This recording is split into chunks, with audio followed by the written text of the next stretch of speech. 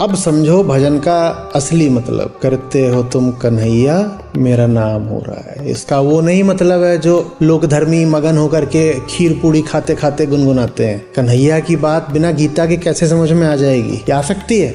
कन्हैया और गीता अनन्य है।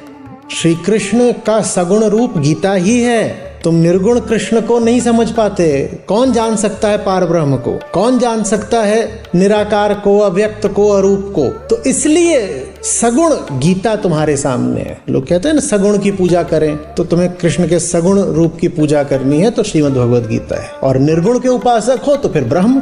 पर ब्रह्म से बातचीत करना थोड़ा मुश्किल हो जाता है। तो चूंकि तुम ब्रह्म से सीधे बात नहीं कर सकते, तो ब्रह्म ने तुमसे बात करी है सगुण रूप धर करके, गीता बन करके। तुम्हें अपनी कल्पना के घोड़े दौड़ाने की जरूरत नहीं है सत्य को सगुण रूप देने के लिए। तुम क्यों कल्पना कर रहे हो? कल्पना की जरूरत ही नहीं, गीता सामने है ना। गीता ही सगुण रूप है, तुम और कोई सगुण रूप क्यों खड़ा कर रहे हो? पदारी समझो।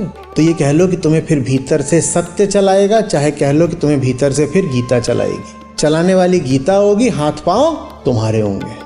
लोगों को लगेगा कि काम तुम कर रहे हो, काम तुम नहीं कर रहे होगे, काम गीता कर रही होगी।